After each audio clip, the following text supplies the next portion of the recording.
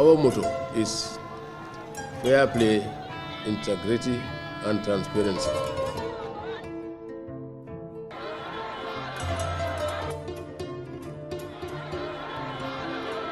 Our electoral system is second to none in terms of its transparency, credibility, fairness, and transparency.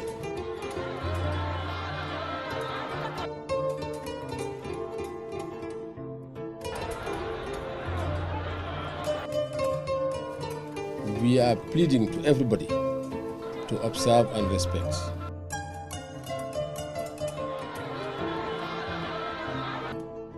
One Gambia, one nation, one people.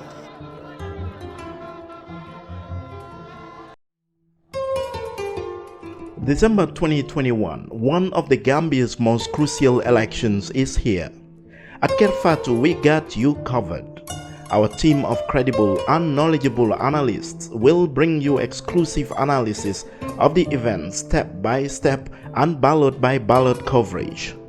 They'll be joined by reputable studio guests to help analyze and break down key ballot issues to meet your needs. As candidates battle for the soul of the Gambia, our team of panelists will get you the information you need to make informed choices. Join our coverage Race for the State House every Thursday at 6 p.m. You decide, we got you covered. Your voice, your ballot with Kerr Fatou.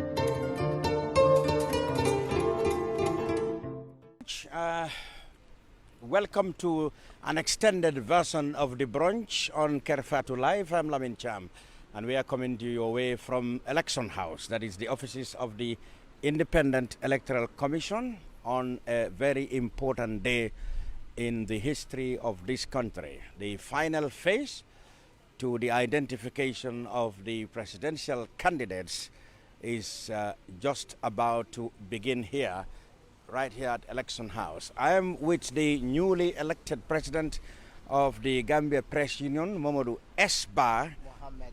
Well, he said he wants to be Mohammed. He wanted. What is the difference between Muhammad and Mohammed? Mohammed is Mohammed. Muhammad is the prophet. Yes. Mamadou is anybody. Yeah, no, Mohammed can be like it's the local name. Yes, that's probably, right. yeah. So Mohammed Esba, the Press Union president, just newly elected. Congratulations, Mr. President. Thank you.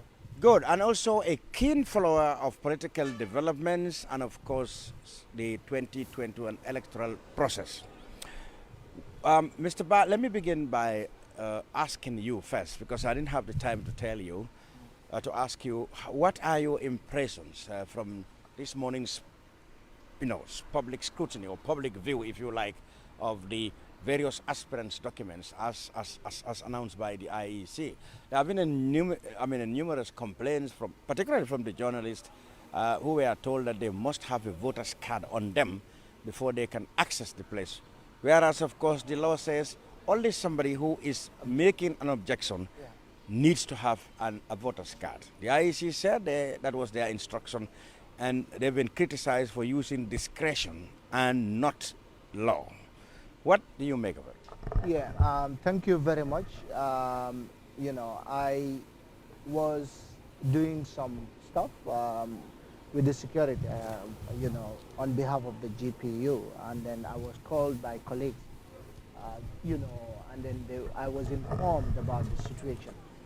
I was shocked at the time I heard that journalists, are restricted, and then they are finding it difficult to access the main room where the documents are.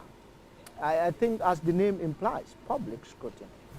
I was thinking that IEC would have, given a better space, like where the candidates were nominated, where they filed in their nomination form, because it's a clear space, it's a better space, where all documents should be displayed, and then citizens can come in maybe badges, in maybe folds, to come and scrutinize.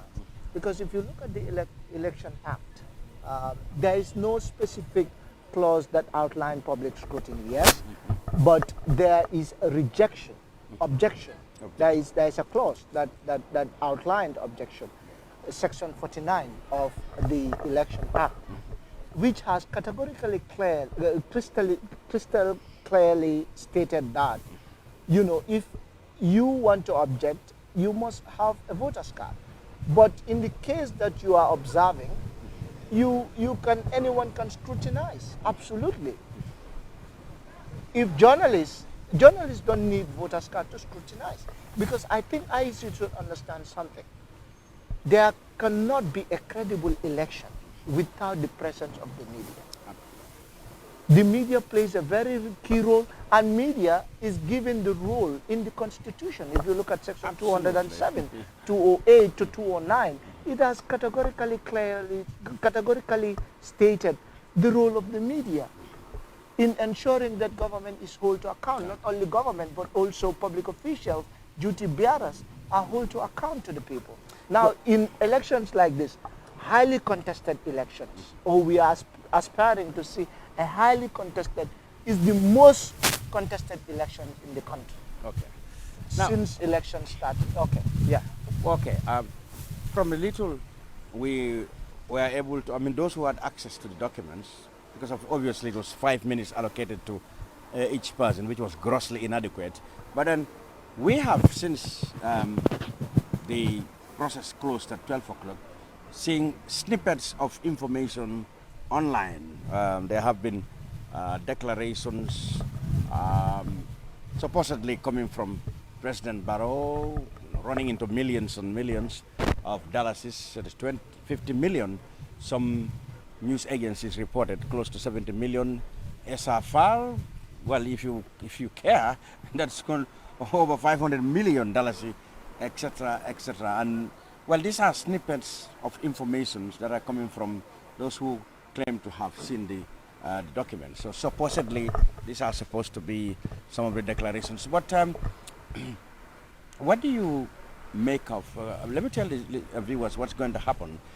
In the next 30 minutes or so, less than 30 minutes, the Independent Electoral Commission officials, of course, I guess led by the chairman or perhaps the chief electoral officer, will walk to that podium there.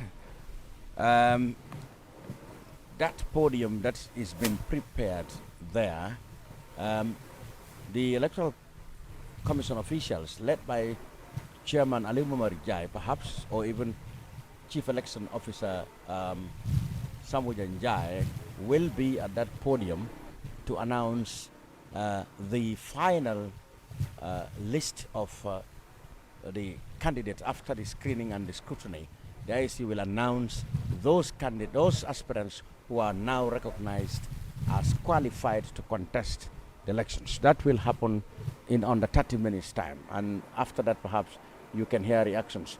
Under the tent there are representatives, or well, let me say people drawn from different political parties, because they want to see the process for themselves. They are allowed in.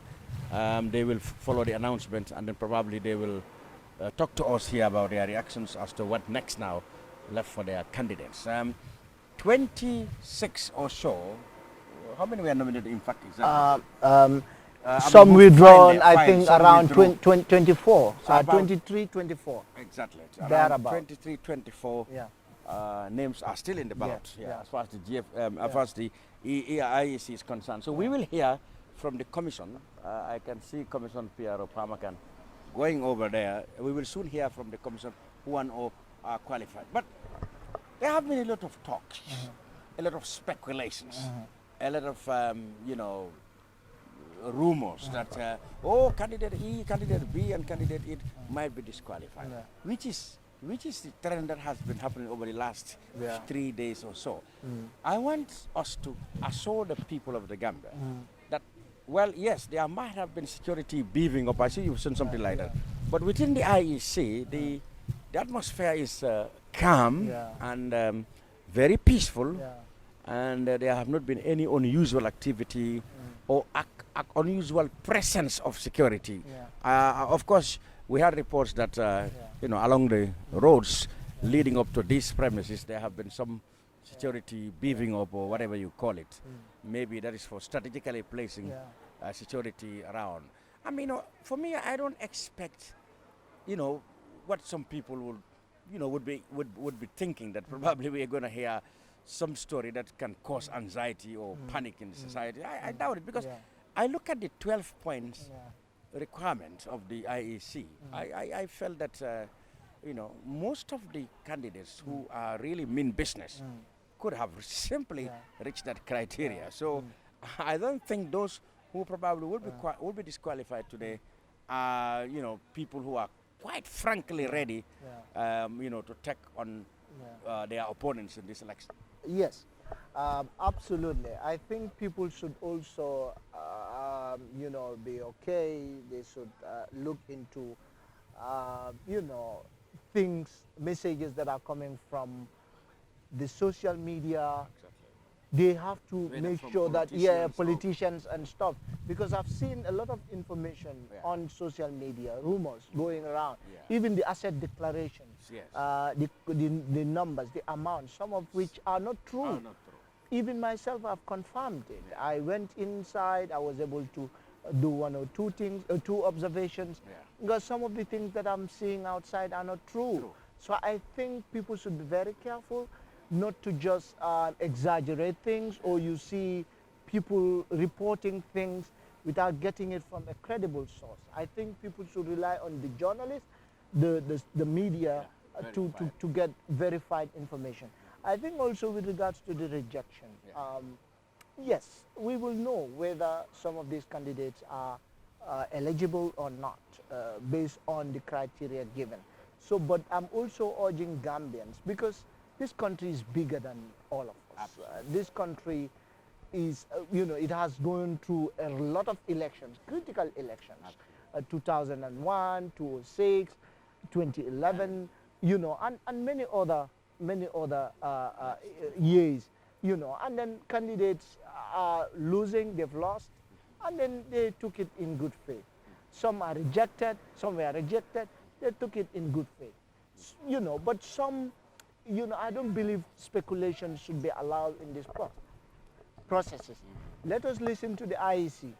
The media is here. The presence of the media is very welcoming here, absolutely. And then Mr. Cham is doing a live coverage, and then other people are also doing live coverage. So I believe it is important for people not to just believe in hearsay.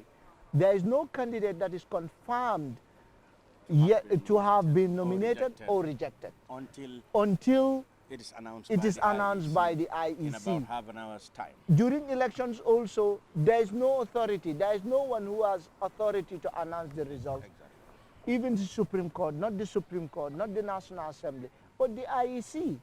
So please, people should relax and then ensure that whatever information they are getting right now, they know that it is not true. That is the rumor going around.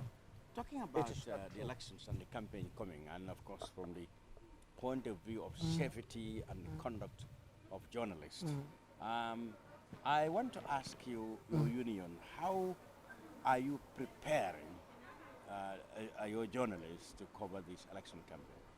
Yes. I understand, in fact, there should be a dinner on the way. Today. Yeah, we are having a dinner with political parties. It's part of the activities.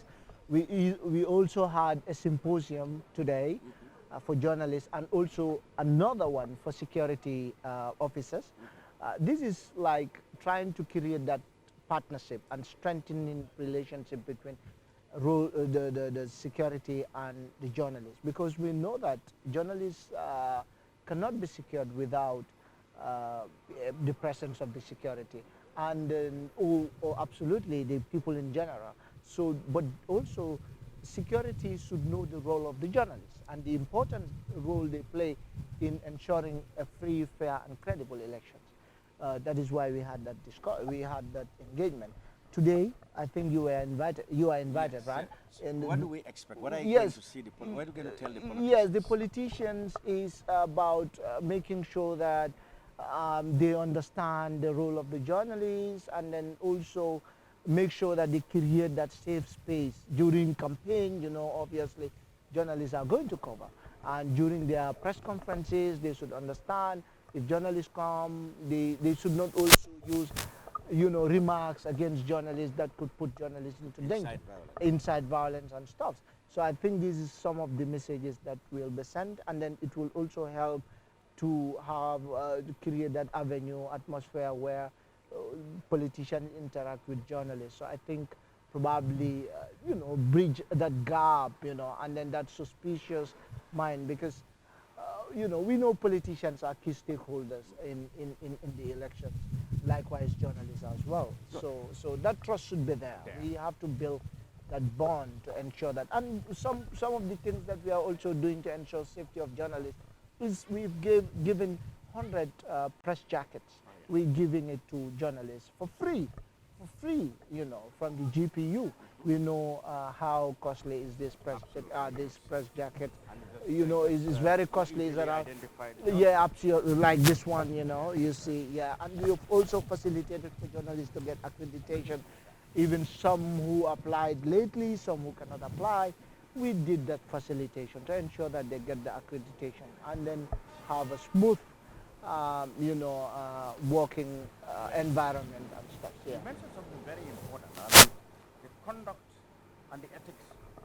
The conduct and ethics of journalists during elections. You mentioned, for example, no one supposed to announce a result before it is comprehensively compiled and announced by the IEC. Absolutely. Now, we've seen in some other countries, journalists will announce partial results. Like, for example, we are in Bakau.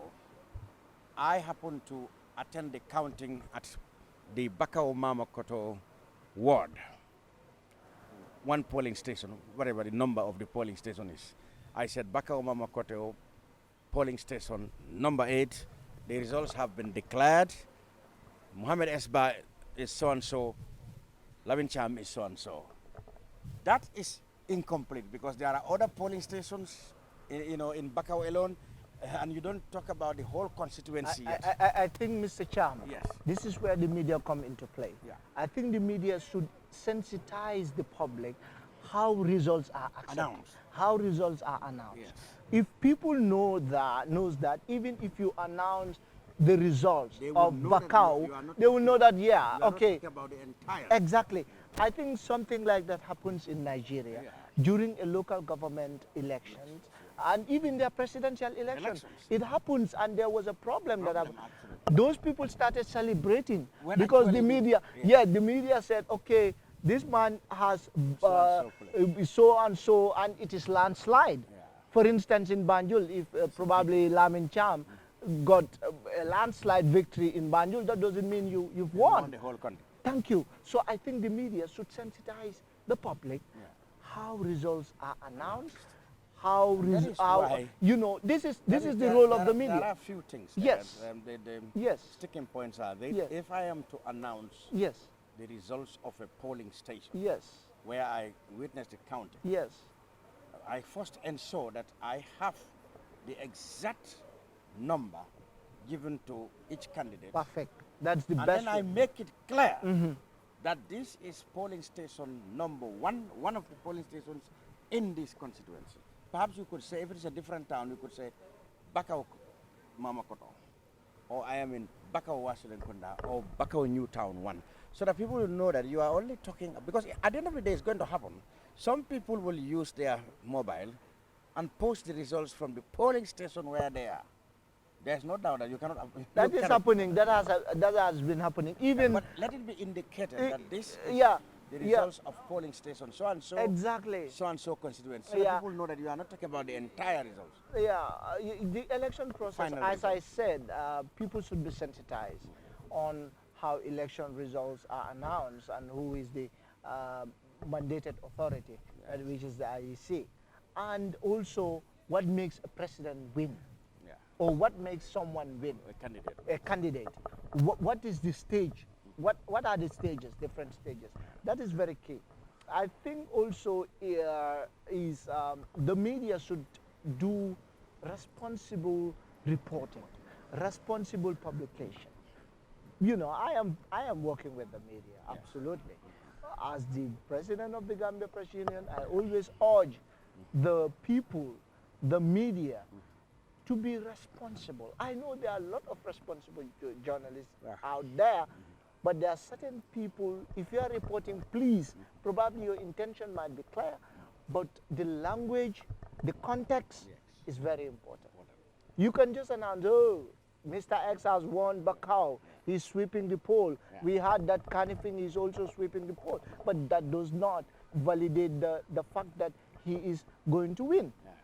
So I think we should definitely understand that, and then media should be, yes, we should be very careful. Now, this accreditation, this media accreditation, Yes. I understand gives access, unfettered access Yeah. to the media, to all the process of the elections, Yeah. up to Yeah. December the Yeah. 5th, Yeah. the election. Yeah. election night. Yeah. Yeah. Yeah. How protected are these? For example, now we have a lot of citizen journalists who might feel entitled to have this. Have this, How protected? Because if anything happens, if the Yeah. wrong person come by this Yeah. Yeah. and cause like party agents, Yeah. party sympathizers, Yeah. you know, how do you protect? Did you serialize this, or do you have a unique way Yeah. of knowing whether this is exactly the one issued or not? for us, or is that IEC's job? Yeah, it's the IEC's job. One, they are the ones with regards to the content, the features, the characteristics of whatever What is I here. think is lacking Yeah. is the name of The name of the person and the No, media. when you don't have Or the name of- media, name of the media, the media, and also it should have a code. I think it A should be code, codified, it should be a number. or a very unique feature. You know, that is that will that will indicate, and so that even if you want to duplicate it, you cannot. You cannot. But also, the Gambia Press Union is really making sure that whosoever is having this is someone Is who is truly a working. journalist. Yeah, is truly a journalist. Yes, because I've Yeah. seen a case here, Yeah. a nomination day. Yeah, Some people wanting to come here are trying to yeah, get, Get you know, this. they'll tell, Yeah. oh, Awal Masakar, Awal Masakar. yeah. So I yeah. wonder About Masakad, yeah. whether these cards are not transferable. How can anybody contemplate Yeah, that I'm absolutely. going to take Absolutely. media acquisition card to get to Absolutely, someone? absolutely. So the question of protecting Yeah, it comes yeah. to play. I think it's a learning curve for IEC. You should have yeah. media Yeah. name, if not Yeah. na- Or what artist they name, do or next the time serial before number. they do this, they liaise with the Consult. GPU. Exactly. They liaise with the GPU Yeah. in designing the cards, Yeah. in giving out the accreditation. What are the best practices? I think also as stakeholders we should work together. These are some of the lapses. These are some of the things that you know are lacking. You know, lagging rather. So I think that collaborative effort. Whosoever is an expert in a certain area, you have to give that person the due, because we are all working towards having a credible election. We are all working towards having, you know, working towards our various roles to ensure that the public interest overrides everything. And this is an unprecedented election. 20 or more candidates are filing nominations to be given the rights to contest these elections. 23, never before in the history of the Yeah, Gambia. it has never happened. What do you think is responsibility? If you ask me, I have an opinion, which is I think the threshold Yeah, in many categories is far it's too low. easy There are a and lot low of to factors, achieve. Mr. Chicham. First is you can also say thanks to the democratic space. Secondly, you can also say the threshold. If you look at the payment, $10,000, Deposit. obviously the deposit is so low, and even the nominations. 5,000. What the other percentage is 5,000 out of 900,000 plus 0%. votes? So that's what I'm saying. Negligible. So this is how you what we should look into. At least you should have maybe 50,000 or 100,000 At least, people yes, at least. to say yes, we are want- Gambians. We want so and so to be nominated. Indeed. Secondly, looking at other things like our laws, like because the deposit is because of the law, looking at some of the processes, you know, that the law outline, some of the processes is a problem. You understand? So I think it's important to look at the threshold, look at the nomination itself.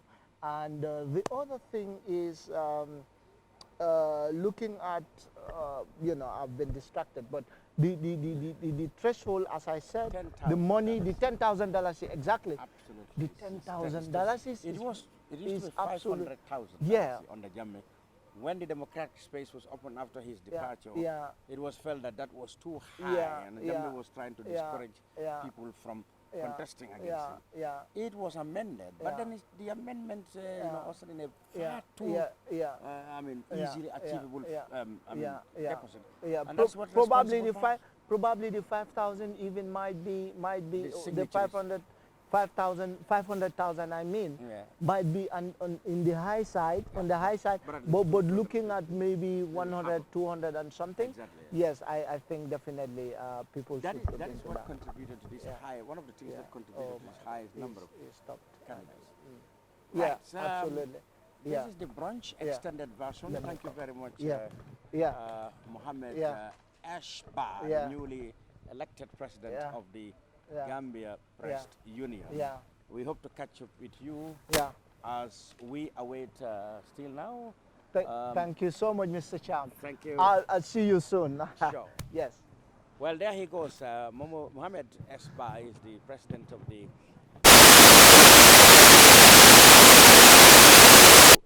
reportage that is reporting of this, election process should be conducted. What should be the role of the journalist? What is expected of the journalist? And various activities that have been embarked upon by the Gambia Press Union to train and sensitize the journalist as to how to go about. One was a workshop today, and later tonight, that is Saturday, there is going to be a dinner organized by the GPU journalist meeting. Now, ladies and gentlemen, I can see the IEC chairman is going to the podium, perhaps now to address the public, the country at large, as to who and who have cut the ribbon to become candidates for the 2021 election. It's not exactly 5 o'clock, but I'm sure they are going in there to take their sheet. Just around them too, you have representatives of political parties. I can see representatives from almost 4 to 5 political parties who are also seated there trying to keep abreast of developments, blow by blow, until we reach the area.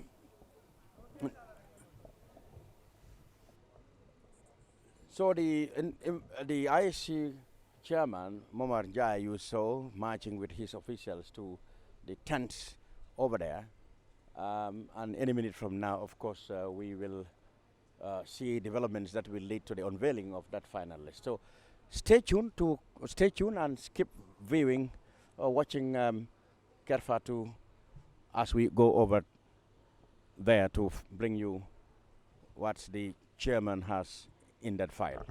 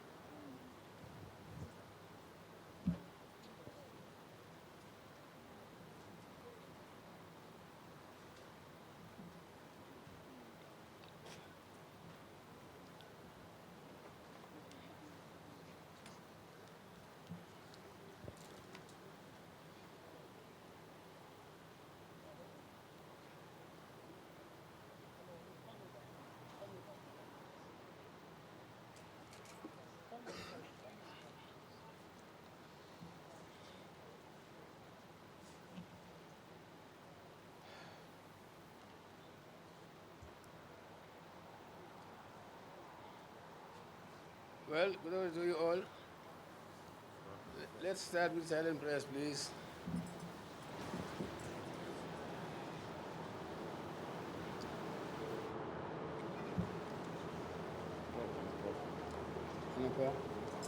Okay, thank you very much, Chairman. Maybe now we can go straight into deliberations of the day. As we are all aware, this brings us to the end of the nomination process. We started from the 30th of October and ended yesterday, the 5th of November. And today, following the public scrutiny, the chairman have come up with decisions on the various nomination papers, which he would be presenting to the members of the press here present. And actually, I would say this is only a press briefing. So the chairman will deliver the statement, and this then will close the session. So on that note, I would like to invite the chairman to present his statement to the members of the press. Thank you. Welcome, Chairman. Thank you, Ba.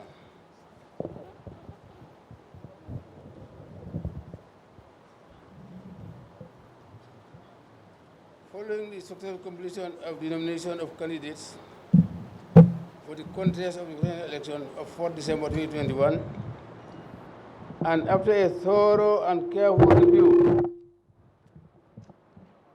of all the nomination papers submitted to the Independent Electoral Commission by the various aspirants, I hereby give the outcome of the nomination of candidates as follows. Cancellations. 1. Matthew Gomez, Independent. GFA, APP, Tafisa MDRC, Independent, and Modiba, Independent. Disqualified candidates. 1. Joseph Henry Juf, Independent. He did not comply with Section 42(2)A of the Elections Act 2009 in the sense that he submitted support of nomination by registered voters on notebooks and not on the legally prescribed form.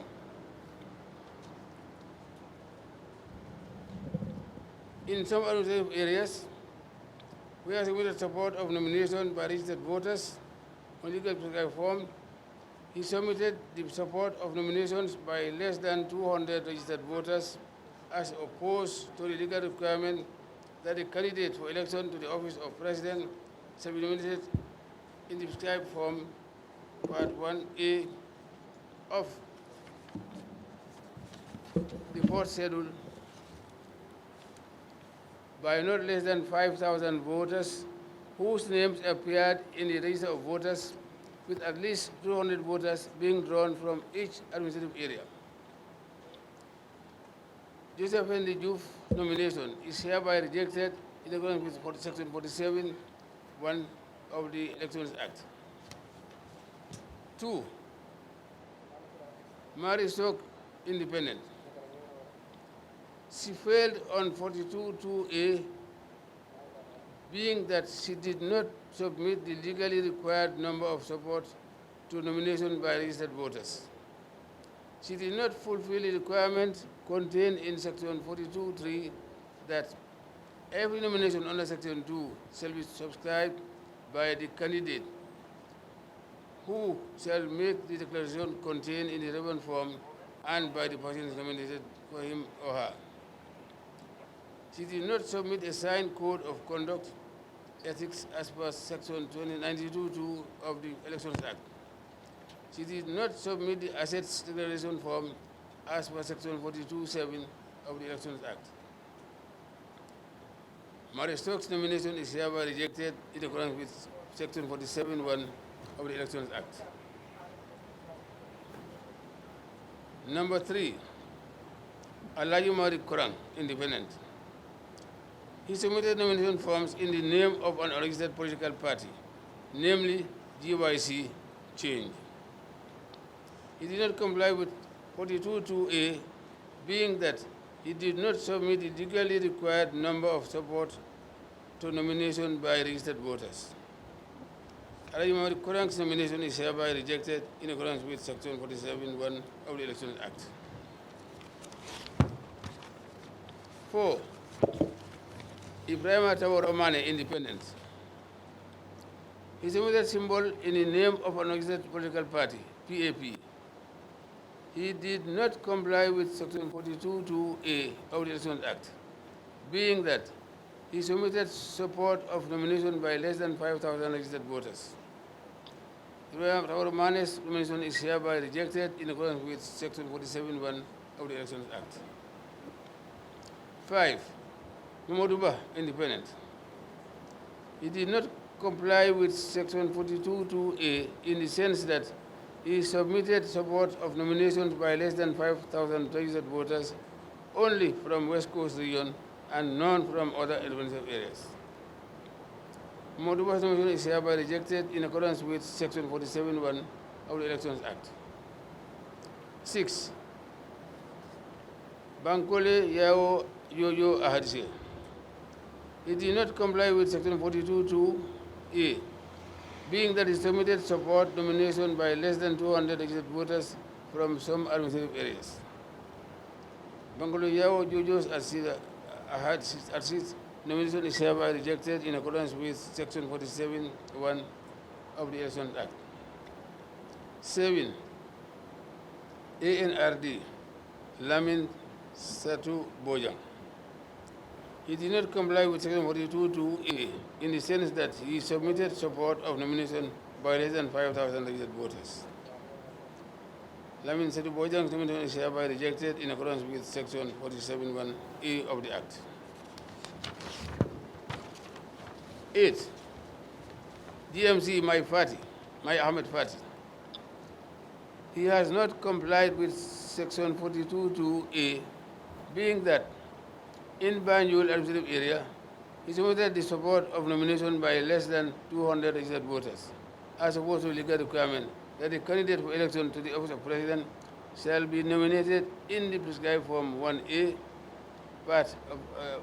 Form 1 Part A of the first schedule by more than 5,000 voters whose names appear in the register of voters with at least 200 voters from each administrative area. My Ahmed Fati's nomination is hereby rejected in accordance with Section 47(1) of the Elections Act. 9. Muhammad K.S. Kamara, Independent. He did not comply with Section 42(2)(a), being that he submitted support of nomination by less than 5,000 registered voters. He did not comply with Section 42(3) of the Elections Act, that he did not submit a declaration contained in the relevant form. He did not comply with Section 42(7) of the Elections Act, that he did not submit his assets declaration on a legally presented form. He did not submit his code of campaign ethics and thus not complying with Section 92(2) of Elections Act. Member K.S. Kamara's nomination is hereby rejected in accordance with Section 47(1) of the Elections Act. 10. CA Ismail Sise. He has not complied with Section 42(2)(a) in that in Banjul administrative area, he submitted the support of nomination of less than 200 registered voters as opposed to the legal requirement that the candidate for election of the office of President shall be nominated in the prescribed Form 1 Part A of the first schedule by not less than 5,000 voters whose names appear in the register of voters with at least 200 voters from each administrative area. Ismail Sise's nomination is hereby rejected in accordance with Section 47(1) of the Elections Act. 11. Gano, JNU, Sheikh Tijan Haidara. He has not complied with Section 42(2)(a), being that in Banjul administrative area and Mantago area, he submitted the support of nomination by less than 200 registered voters, respectively, as opposed to the legal requirement that the candidate for the election of the office of the President shall be nominated in the prescribed form 1, Part A of the fourth schedule by not less than 5,000 voters whose name appear in the register of voters with at least 200 voters from each administrative area. Section Haidara's nomination is hereby rejected in accordance with Section 47(1) of the Elections Act. 12. Gap. Aliu Sow. The nomination of Aliu Sow is hereby nullified by the Independent Electoral Commission due to the fact that forgery has been detected on the support nomination form. This is classified as an offense in Section 112A of the Elections Act. Aliu Sow's nomination is hereby rejected in accordance with Section 47(1) of the Elections Act. 13. Sheikh Matar Nyang, independent. He did not comply with Section 42(2)A in the sense that he submitted support of nomination by less than 5,000 registered voters as opposed to the legally required number. Sheikh Matar Nyang's nomination is hereby rejected in accordance with Section 47(1) of the Elections Act. 14. Papa Fall, independent. He has not complied with Section 42(2)A of the Elections Act, being that in Mansakungu administrative area, he submitted the support of nomination by less than 200 registered voters, as opposed to the legal requirement that the candidate for the election of the office of president shall be nominated in the prescribed form 1, Part A of the fourth schedule by not less than 5,000 voters whose names appear in the register of voters with at least 200 voters from each administrative area. False nomination is hereby rejected in accordance with Section 47(1) of the Elections Act. 15. DP Yusufa A. Dumbuya. He has not complied with Section 42(2)A, being that he submitted the support of nomination by less than 5,000 registered voters as opposed to the legally prescribed number of at least 5,000 registered voters. Yusufa A. Dumbuya's nomination is hereby rejected in accordance with Section 47(1) of the Elections Act. And now those qualified to contest the elections come 4th December. 1. E.N.M. Seydou Dabo, duly nominated. E.N.M. Seydou Dabo's nomination is hereby accepted in accordance with Section 46 of the Elections Act. 2. GDC Mama Kande. Mama Kande's nomination is hereby accepted in accordance with Section 46(1) of the Elections Act.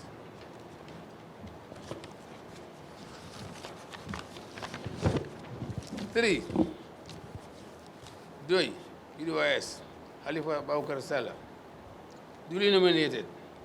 Halifa Babukar Salah's nomination is hereby accepted in accordance with Section 46(1) of the Elections Act. 4. NPP Adama Barrow, duly nominated. Adama Barrow's nomination is hereby accepted in accordance with Section 46(1) of the Elections Act. 5. Esambai Fall, independent, duly nominated. Esambai Fall's nomination is hereby accepted in accordance with Section 46(1) of the Elections Act. And 6. NUP Abdullah Ibrahim Jami, duly nominated. Abdullah Ibrahim Jami's nomination is hereby accepted in accordance with Section 46(1) of the Elections Act. Well, this is it. Thank you all very much. Thank you for your attendance. Okay, thank you very much. This brings an end to this press briefing. Thank you. Bye-bye.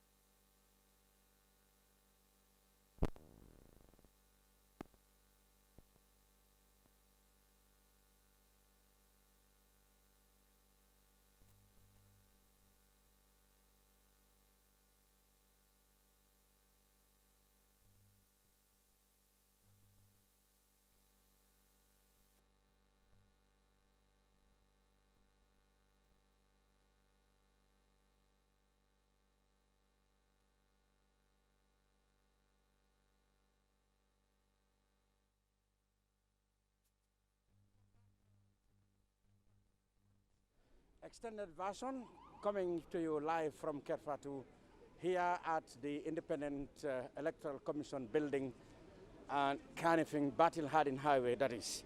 Well, we have just had the chairman of the Electoral Commission, Aliu Momorin Jai, delivering the verdict after the screening of the many aspirants who came here over the last few days to seek nomination to contest the December elections. At the end, we have only 6 candidates, if I'm right, yes, to contest this election.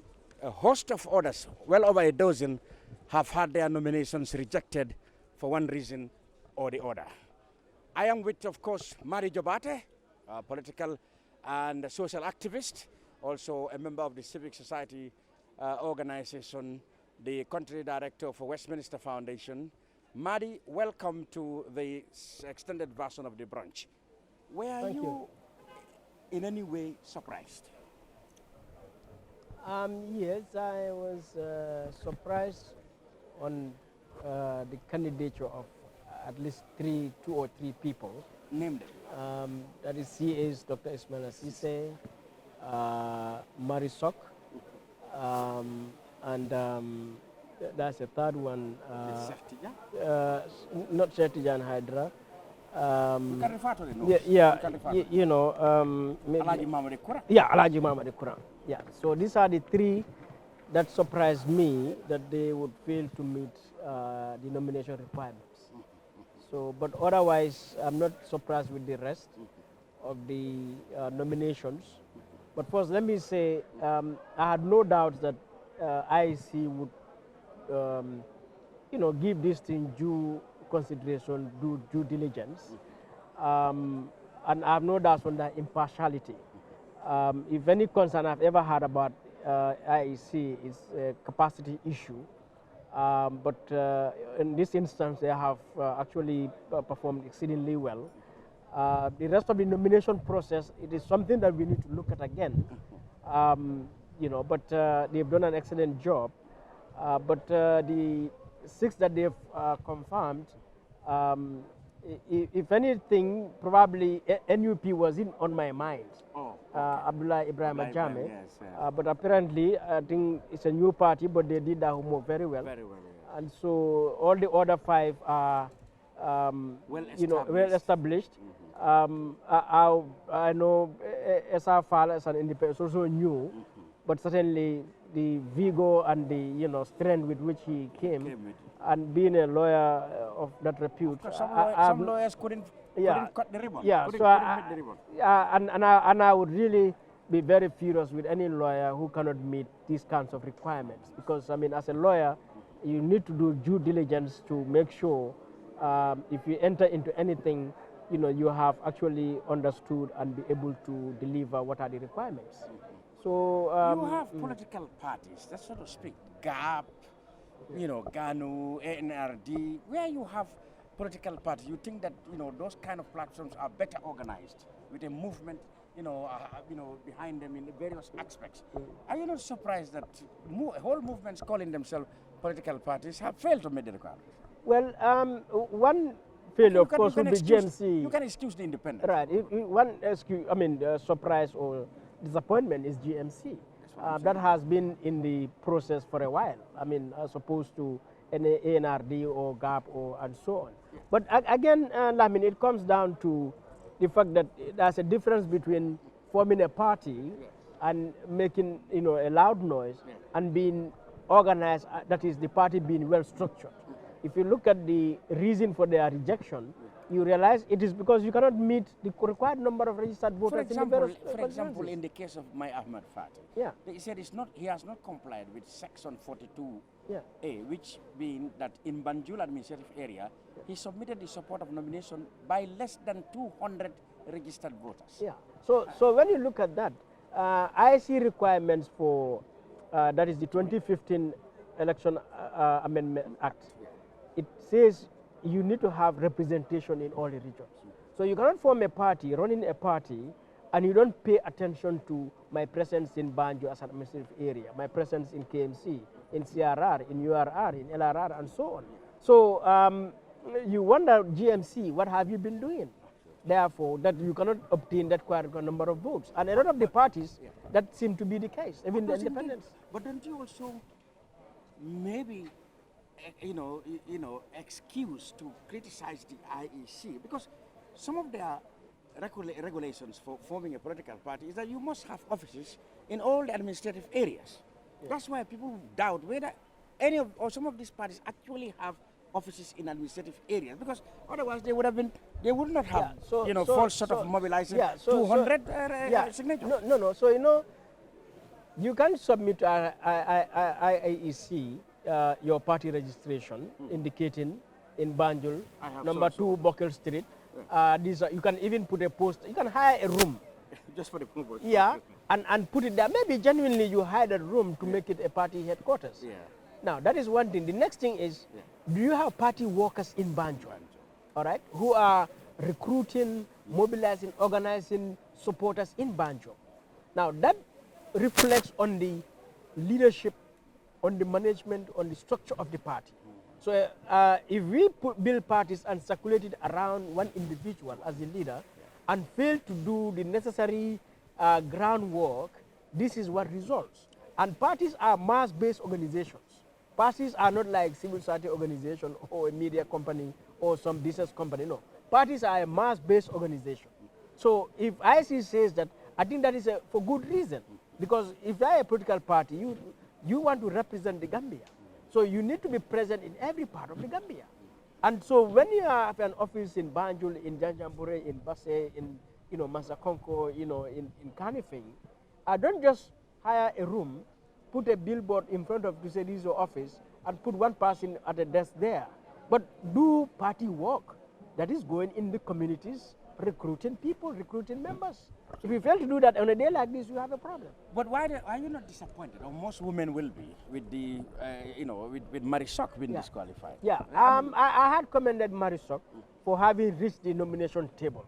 I think history will record that it is Marisok who first attempted to become president to go that far. 2016 was Asadu Toure who just made a declaration. But Marisok went ahead to reach the IEC offices at the nomination desk. She didn't pass through that, which is a huge disappointment. I would have really loved to see Marisok in the ballot, but unfortunately that is it. So I'm really disappointed about that. But I think she has set a record, for herself and for the country. And I'm sure 2022 we're gonna see, women to that level. Yeah. There will be more. Yeah. What about the flamboyant Rastaman? I mean, when you heard about his reputation, you think, oh, he may not be serious. But when you meet him, he impresses you as somebody who really means business and, somebody endowed with a lot of intelligence. Yeah. How on earth do you think he can fail to reach this? Yeah, for me, I'm not pretty much surprised because of his profile, of the timing, but mainly because of his profile, having the ability to go and get voters' cards, registration from all the regions, requires a lot of time and resources, but also your profile, how would the ordinary voters associate with you? Certainly has a huge following among the youth population, particularly those connected with the Rasta, mainly found around in the Greater Banjul area. But I commend him honestly, and I think he and Murray have added flavor to our democracy and have reflected one thing, that is democracy. The republic is about diversity and inclusion, and I would have loved to see Banky also be in the ballot to further strengthen that, diversity and inclusion. But I think what he suffered really is just stigmatization, discrimination, simply because of his profile. A large majority of Ghanaians are yet to get a point to associate. And maybe it's a strategy issue also. If you're a Rastaman, you're a youth, yes, you want to be yourself. You want to be independent. Be yourself, be natural. But also, if you want to become president of the Gambia, it is not a matter of satisfying the sensibilities or the, of people, but we also have to accept the reality that it's a very diverse society. So somebody is there who has an issue with a guy carrying a rasta, you know. But coming to the nomination in shorts, in casual shoes and stuff like that, I mean, I think even in the Rasta nation, you would have to, yeah, you know, appear in a way that also would appeal to the vast majority of the citizens. So, if anything, I think there are lessons for him to learn, and for all of us, because all of these things, perception matters in politics, if you understand politics. Absolutely. And if you're dealing with a society like this, yes, don't compromise your principles, don't dilute yourself, but at the same time, respond to the reality. So I'm not saying cut your dreadlocks, certainly not, or abandon your ideas, but also, you know, you come into a formal ceremony. Anywhere, a formal ceremony also would have to be a formal outfit.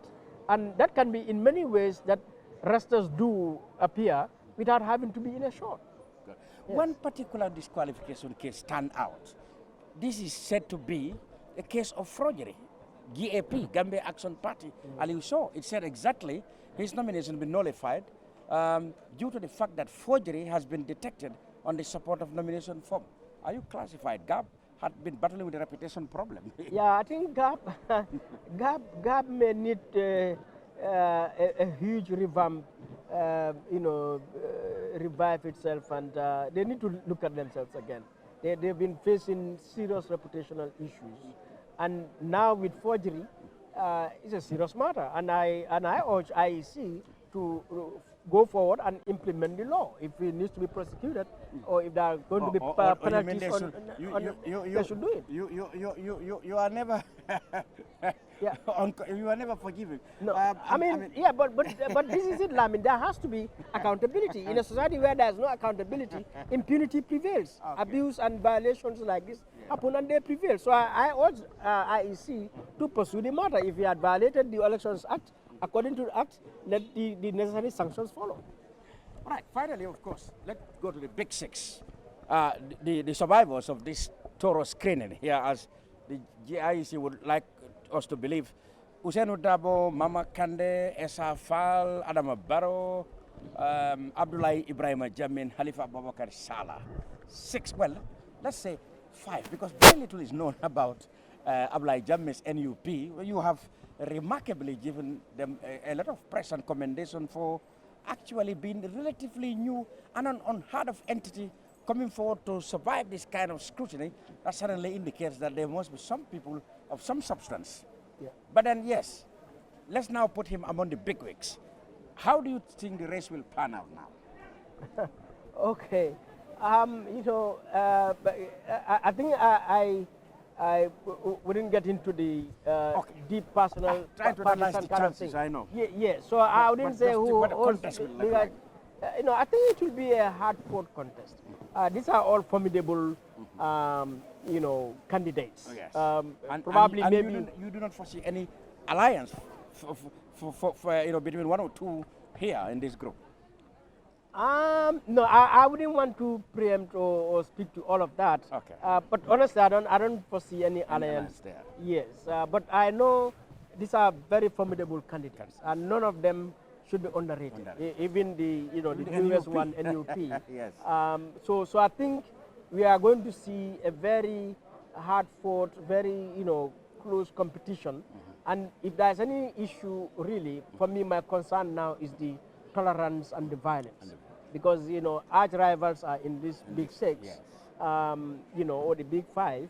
And, the tendency for things to get hot and then become personal and, so issues of dangerous speech, hate speech, personal attacks, which we are seeing already, that's my concern. And, the intolerance leading to violence.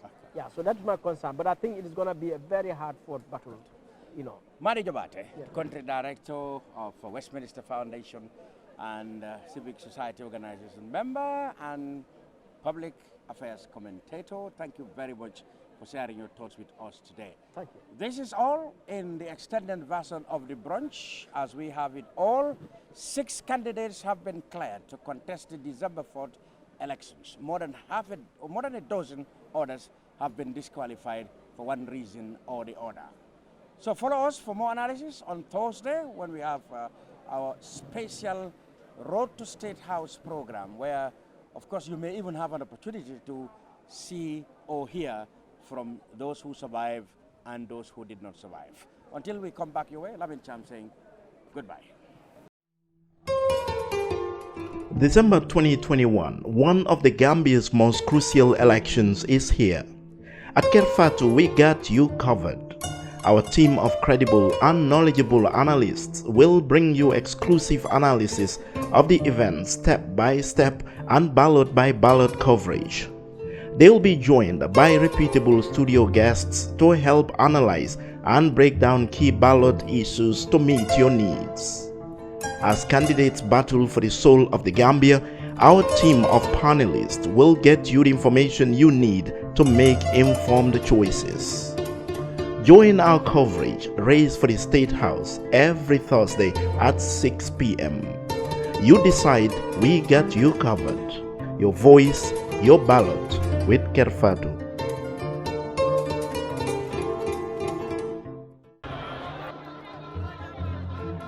Our motto is fair play, integrity, and transparency.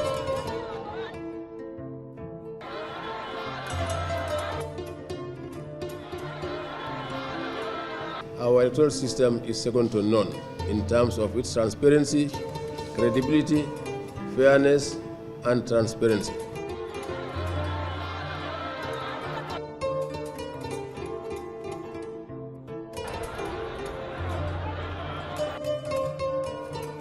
We are pleading to everybody to observe and respect.